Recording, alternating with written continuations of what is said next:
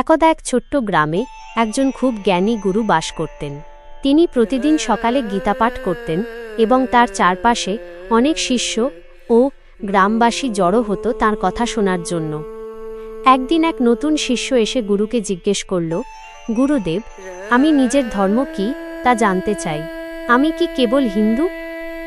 গুরু মুচকি হাসলেন এবং বললেন, চলো, আজ আমরা প্রকৃতির কাছ থেকে শিখি।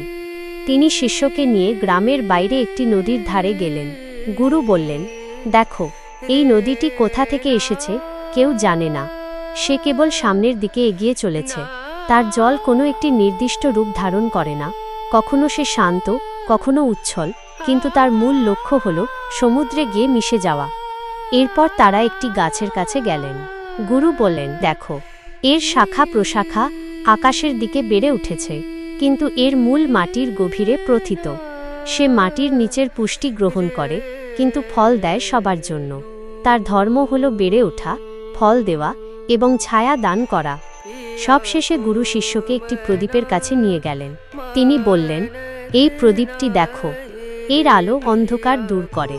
তার নিজের কোনো রং নেই, কিন্তু সে সব কিছুকে আলোকিত করে।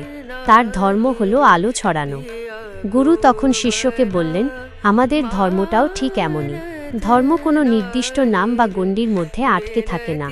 নদী যেমন কেবল সামনের দিকে এগিয়ে চলে, গাছ যেমন সবার জন্য ফল দেয়, আর প্রদীপ যেমন আলো ছড়ায়, আমাদের ধর্মও তেমনই। আমাদের ধর্ম হলো এগিয়ে যাওয়া, ভালো কাজ করা এবং জ্ঞান ও ভালোবাসার আলো ছড়িয়ে দেওয়া। গুরু বললেন, গীতায় ভগবান শ্রীকৃষ্ণ বলেছেন, ধর্ম সংস্থাপন করা উচিত। এর অর্থ হল আমাদের সৎ পথে থাকা, সবার প্রতি ভালোবাসা রাখা এবং ন্যায়ের পথে চলা। এটাই হলো আমাদের সবচেয়ে বড় ধর্ম। যখন আমরা এই কাজগুলো করি, তখন আমাদের অন্তর আমাদের প্রকৃত পরিচয় বলে দেয়। এই পৃথিবীর সবকিছুই ঈশ্বরের সৃষ্টি। তাই হিন্দু ধর্ম হোক বা অন্য কোনো ধর্ম, সবকিছুর মূলে রয়েছে ভালোবাসা ও সততা। শিষ্য তখন যে তার ধর্ম শুধু কোনো নাম বা পরিচয় নয়, বরং তার ভেতরের ভালো গুণগুলোই তার প্রকৃত ধর্ম। সে কৃতজ্ঞতা ভরে গুরুকে প্রণাম করল। আশা করি এই ছোট্ট গল্পটি আপনার মনে একটা নতুন ভাবনা জাগাতে পেরেছে।